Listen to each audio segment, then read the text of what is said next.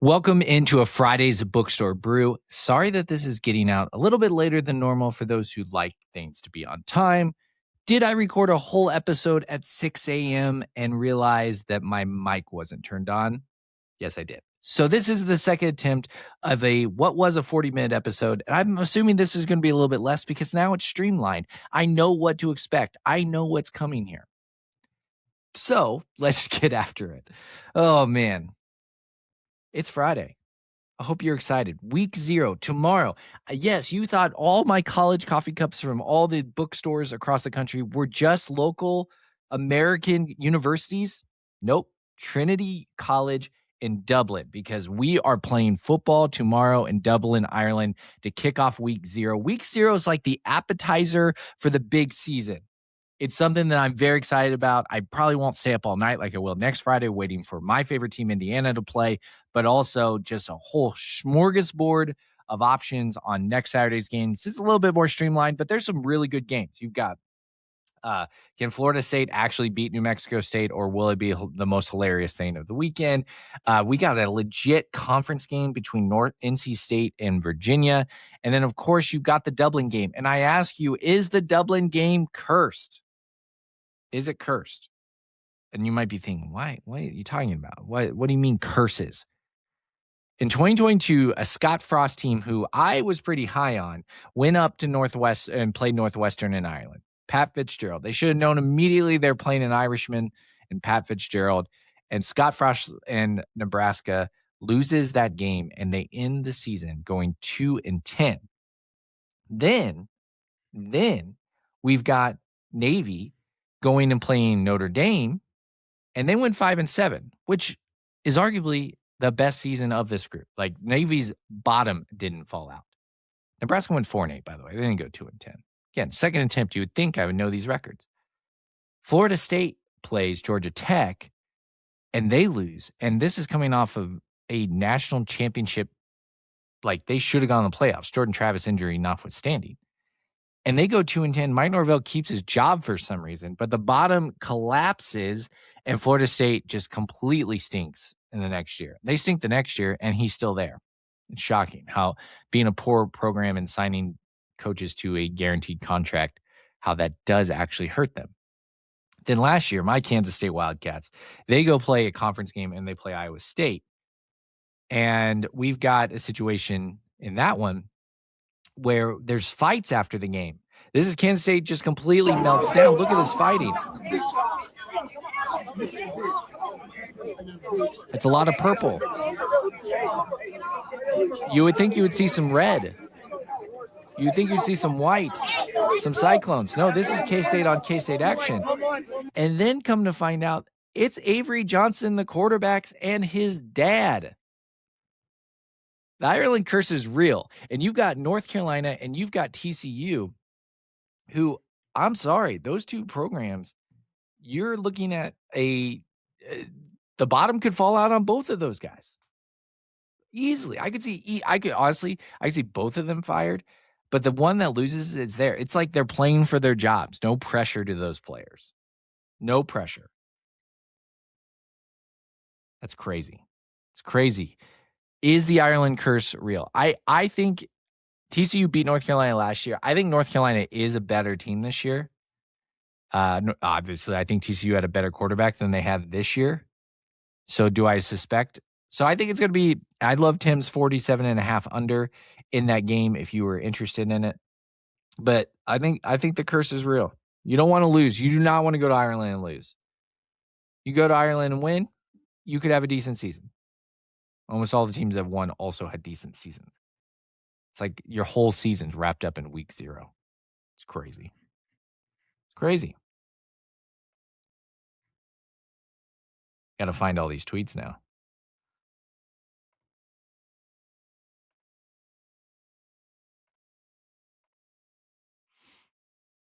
You know what? Let's not go to a tweet.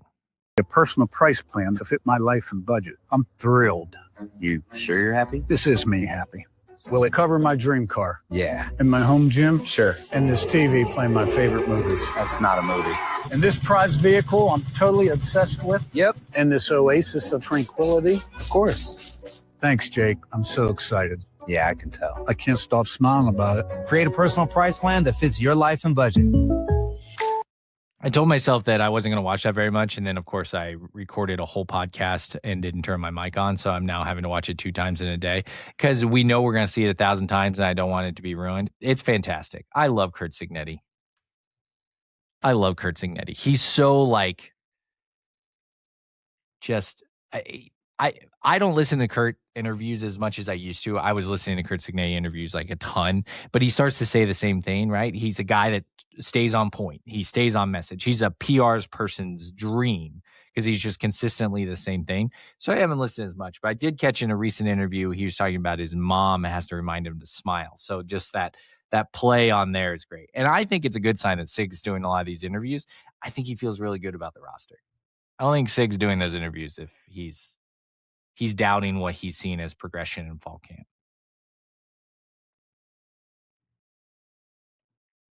So I got sent to this by 3 people. And if you're one of the 3 people that sent this to me, don't be discouraged by that. Send me, I like getting multiple sources that, hey, this is pretty good. So you can DM me on X at STMcGee, or you can Instagram DM me to Kirkwood and Dunn's profile. That's the one I control on there, or TikTok, whatever. I love seeing these videos, but this one was awesome from CBS Sports. When Nick wore those gold cleats. Yeah. we were getting ready for spring ball, and I was like, bro, like, you should probably change your cleats. I didn't love those gold shoes he came out in today. I love Cignetti, and we know about this famous clip, but I love these guys sitting around recalling that there. And like Charlie Becker's like, Nick, like, I'm going to just help you out. And obviously Marsh at that moment didn't listen. You learned what getting your ass ripped is all about. I don't know if it happened to him very often, Michigan State. I didn't even know it happened until after practice. I didn't know it happened until I looked on my phone. Did you? So those 2 guys, Isaiah Bones-Jones, Tyree Tucker, defensive guys, they're on the other side of the field. So Carter Smith, who's the other 4th person in this room, and Charlie Becker, the offensive side, are like, yeah, we saw what was happening. You see the interaction? I have no idea what Sig like really said. And he's like, Marsh is the thing. Ugh, the finger meme is going to be a thing from Charlie Becker here. And then he was kind of like quiet with talking with him, and then I saw Nick run out of the indoor. I was like, oh, that's not. Yeah, come back in with some white cleats. Bro, he'll send you back for anything. Arm sleeve. Wrong color socks. Wrong color socks. I'm going to send them back. I didn't go back to the locker room. There's a standard in Cignetti's program, and he holds people to it because you draw the line at doing stuff like that so that when you need to do the little things that turn into the big things, you do it correct every time. My favorite part about that, I'm reading into this because, I've got 8 days until Indiana football starts. 8 days! It's crazy. Is that this is a great culture because they can sit there and joke about it with a camera in their face and not worry about the reaction of what's going to happen. It's like if you watch a coworker in your office do something funny, and then you get around with all your other coworkers in a circle, and they put a camera in your face and they put it out and it has 1 million impressions, and that coworker is like, yeah, that was pretty funny. That's a good culture to me because we can joke about things. This isn't like I'm an alumni coming back and reminiscing about funny things that happened during the season. Charlie Becker is going to have to see Nick Marsh in the locker room the next day after this gets released.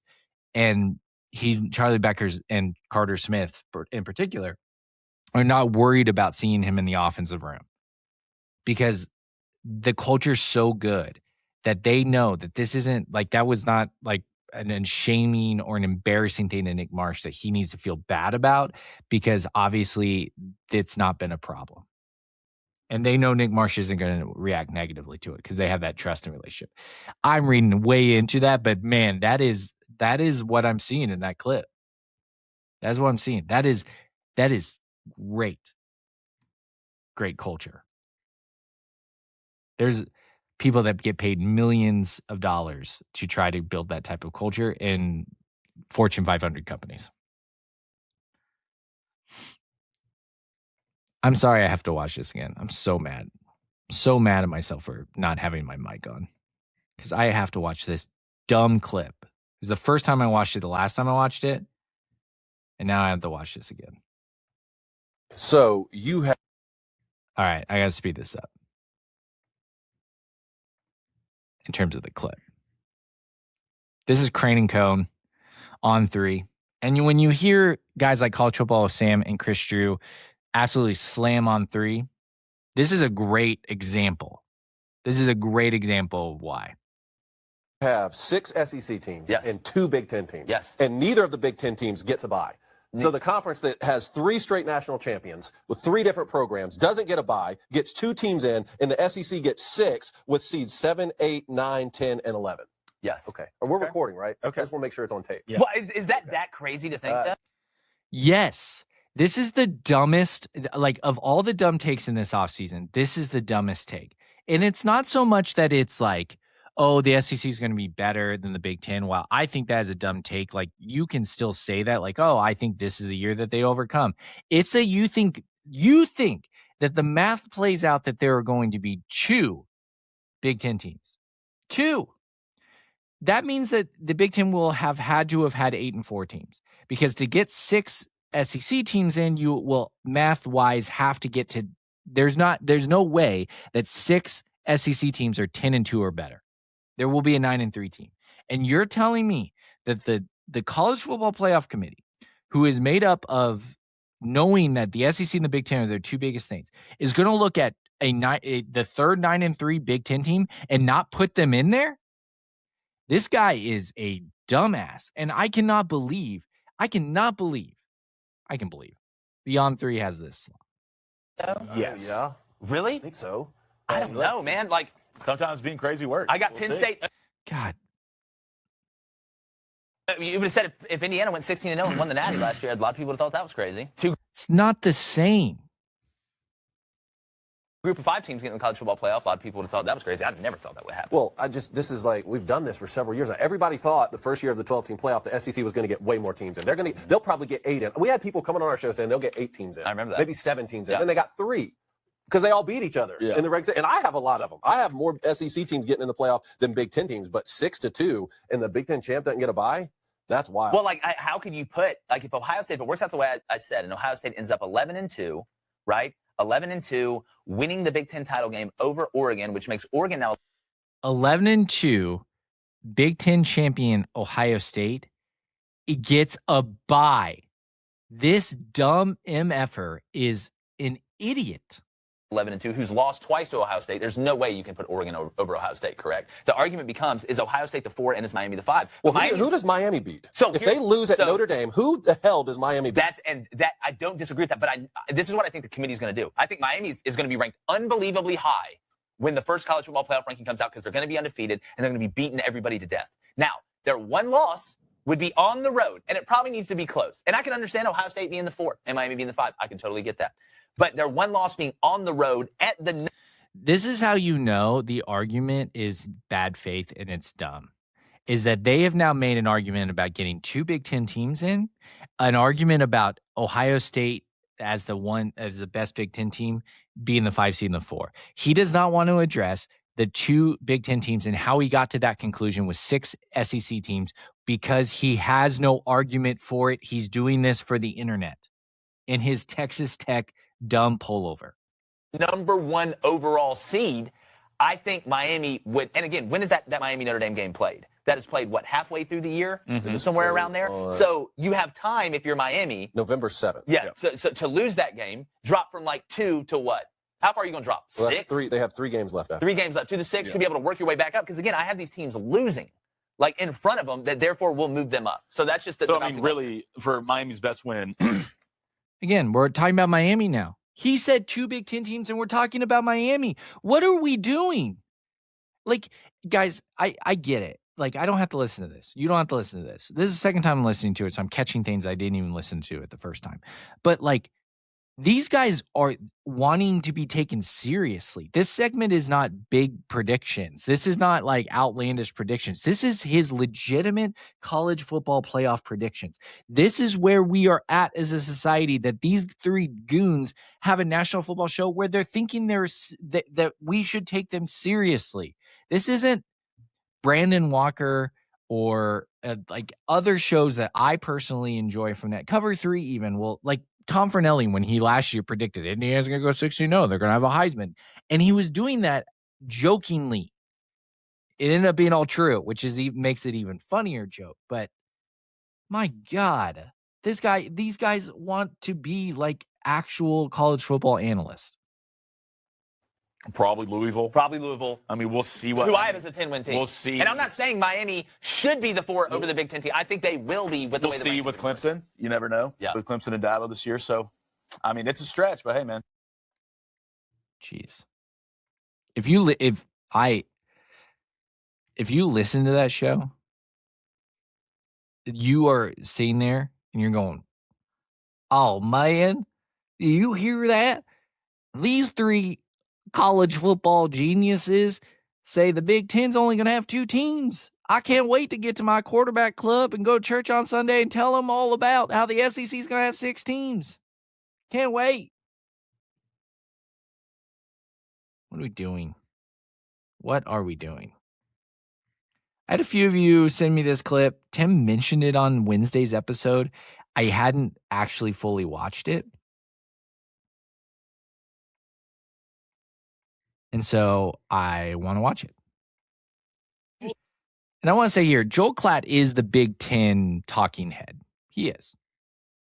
Which, you got a lot to talk about, the Big Ten. He does it in a better way than those just absolute morons that we just saw on Crane & Co. Started watching him. Let me push back. Let me push back. And it's not, let's throw the players out. You just said something like, did you, when you called the Indiana games, you asked me, did you think, oh my gosh, what an incredible roster, or oh my gosh, what an incredible coach? Listen, truth be told, coach. And that's what every other, so to that point, if you would agree with that, don't you have to trust that Curt Cignetti, who got Curtis Rourke and got Fernando Mendoza and Keelan Black and Roman Himby and, kept Charlie Becker and got Elijah Surratt and got all these guys, don't you have to trust that he saw something that he deems perfect for his system in Josh Hoover? Well, yes, but he's still not as good as Mendoza. He can be the best fit. I think Mendoza's I think he's pretty good. I think Mendoza's special. So you're telling me if you were taking, before Indiana, you had Curtis Rourke, Fernando Mendoza, and you had Josh Hoover, and you got to pick them. Before you knew anything about what they did at Indiana, who would you pick? Well, that's not fair, because I do know about Mendoza. Well, you're telling me to unsee it. What are you talking about? I'm saying I've watched Mendoza play at the highest level. I watched Hoover play. I like Hoover.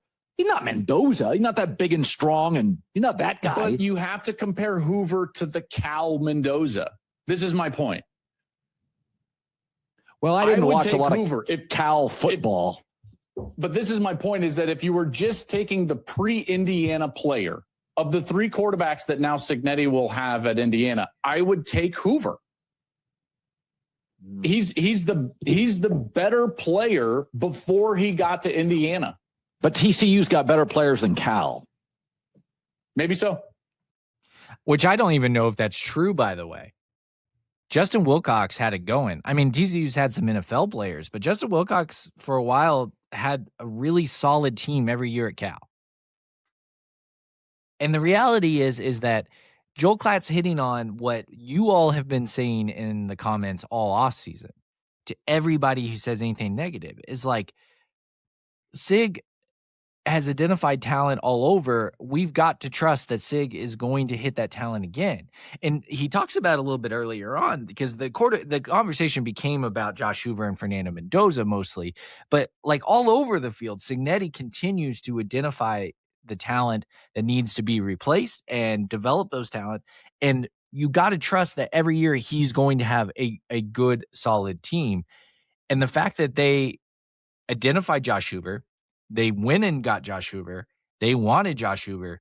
Before Josh Hoover even entered the portal, they knew Josh Hoover was coming to Indiana, is everything you need to know when we know that 24 Josh Hoover was better than 24 Fernando Mendoza, 23 Fernando Mendoza, 22 Fernando Mendoza, and Curtis Rourke better than Curtis Rourke in 23, 22, 21 in Ohio.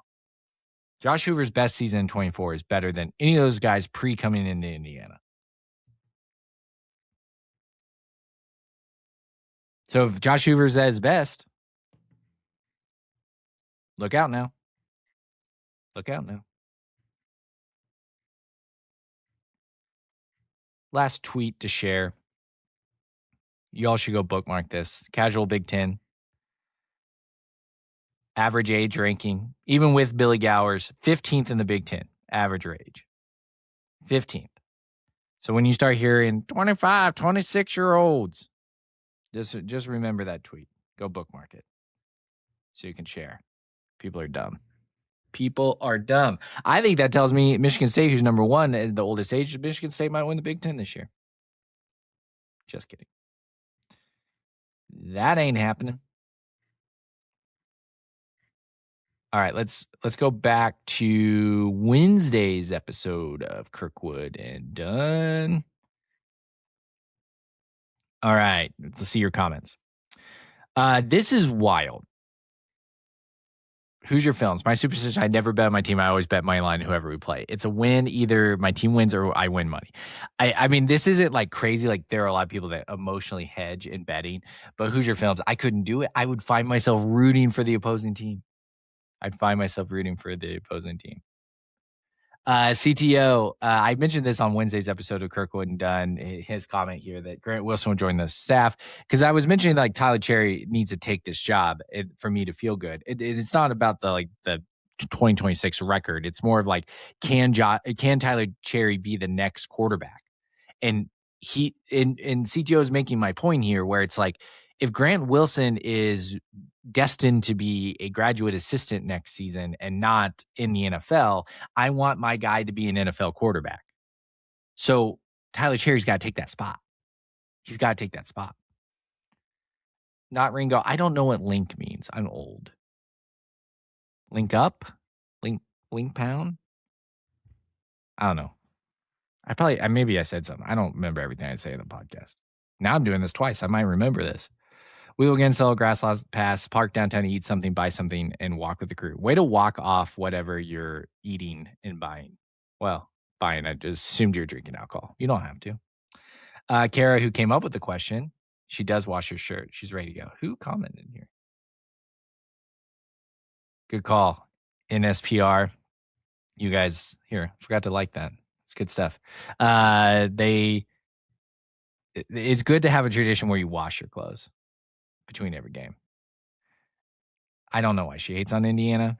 Okay, so Babby Ice mentioned this last episode. I said Bookstore Brew Crew, and he said, listen to this morning's Bookstore Brew, and I'm audibly laughing so hard, the Bookstore Brew Crew, and you're getting big. You're big. Your eyes are getting big and saying, nope, that acronym doesn't work. My wife came in and asked about it. That's what that's a reference to. It still makes me laugh. Bruisers is pretty awesome. Now, Carrie did ask on X, when does the art no longer belong to the artist? So if you want to be the Big Store Brew Crew, you're welcome to, I guess. Sark. Yeah, Sark. Sark is, I don't get the hype. You know, famous people got on her, agrees with me the opposite for Heather didn't. She needs to be presented with an empty frame. That's funny, Keith. Dr. White got a lot of hate last episode, by the way. Dr. White, very nice listener on Spotify, talking about me enunciating. I think he did out of good faith. I think he wants to listen to the show, Rudy. It's not being smug.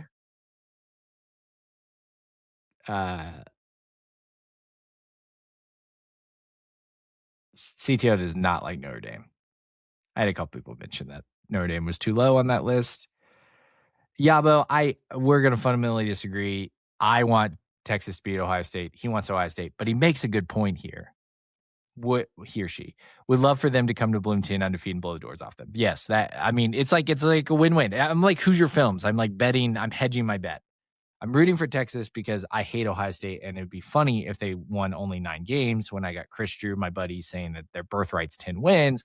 But it also would be funny if they beat Texas, SEC team lose, Sark gets fired in October, Brandon Walker just came out with that commentary on his show last night, and I think he's stealing Kirkwood and Dunn material. And then Ohio State comes to Bloomington and gets their doors blown off. That'd be awesome. That would be fun. So Hoosier Films and I we're hedging our bets. Live in Texas, find Aggies way more obnoxious than Longhorn fans. Aggies, they do have an inferiority complex. That is a very true thing. Having said that, I have friends that are Aggie fans, so I gotta be nice. I have friends there. I have friends. Ole Miss over Alabama. You are Brandon Walker stan. Yes, I am. But it's not that it's Brandon Walker stan. I'm a Kalen DeBoer stan. I like Kalen DeBoer. I liked making fun of him last year, but I really do like Kalen DeBoer. What he gave me in 2019 solidified my love for Indiana football.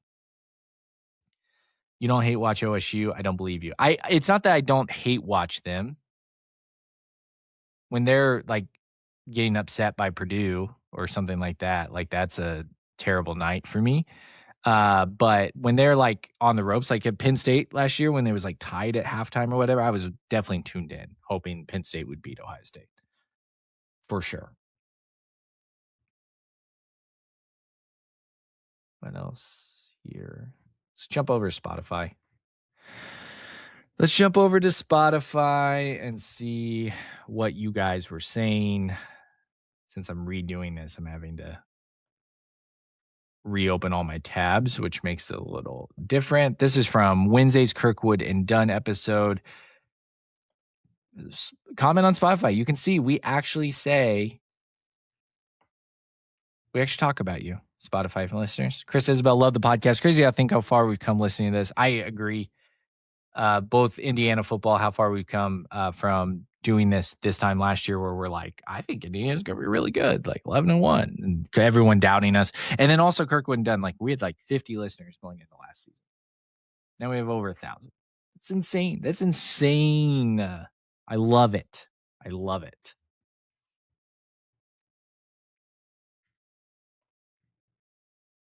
Talking about the number one villain on Wednesday's podcast. Go listen to it if you haven't. Why won't this let me scroll down? We're going to stop here. Why won't you let me scroll down?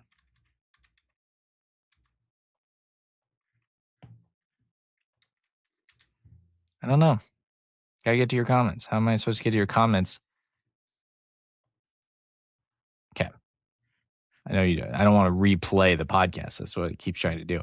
All right, coming down to your comments. I hope IU gets Notre Dame in the playoffs. Yeah, that's a risk versus reward thing, but I wouldn't mind it. Like I'll take the reward. I'll take the risk to get that reward. Brand Bias being our number one villain. I agree. Babby Ice has a really good point here about defensive schemes. I could see a world where our DBs have the best year yet, despite not having Pons. And you're saying that because of what our defensive line is going to be. I can't see that. Pons was just a generational player. Like he took away so much of the field, but like you're allowed to have that opinion. It's not a bad opinion. Saban's number one rival because he had to give cover to those Cignetti IU haters. All right. Defensive line is definitely better in 2026. It's definitely not definitely better. You can make the argument it is better, but it's definitely not definitely better. Have you guys seen the All State commercial? Yep. Yes, we did. We watched it on here. We all watched it together. Jordan says to me is definitely Sig's rival because of ESECPN. He hates Paul. Fine turd. I like that. JR, running backs going to be better this year as well. I don't know. You and Scott got to hang out here because Scott, the position group ranking segment should have been left off for 24-25 season. Scott, it's called projections. Come on, Scott. We're just You know what, Scott? Next time I'm doing 2027. Next week on Sunday, I'm going to do 2027. We're going to rank 2027 rankings.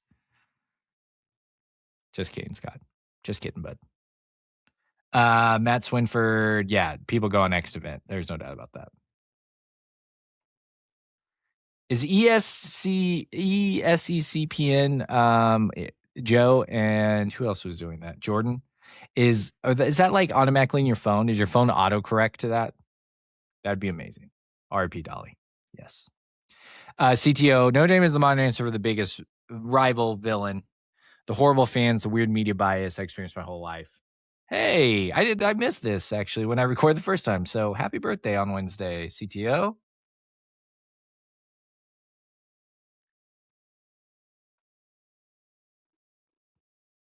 Maryland I take away the happy birthday wish. CTO, you're against my turtles. Get out of here. I actually think Maryland would be good. It's like a bit, because by the way, we're not Crane & Co. We are not legitimate professional sports analysts. Yes, we share our opinions and we think we're right, but we do it in a funny way. Having said that, Maryland at 10 is the right option.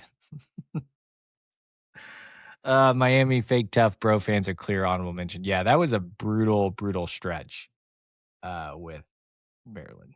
Brutal stretch. Last thing I'll share. I thought this was pretty cool. Found out from Galen's podcast that Indiana football actually hired a K-State coach away, Bo McMillan, one of the better Indiana football coaches. And then Tyler finds this. I've seen this before. It's very cool. It's very, very cool. I would hang that up. I should get that for the wall. All right.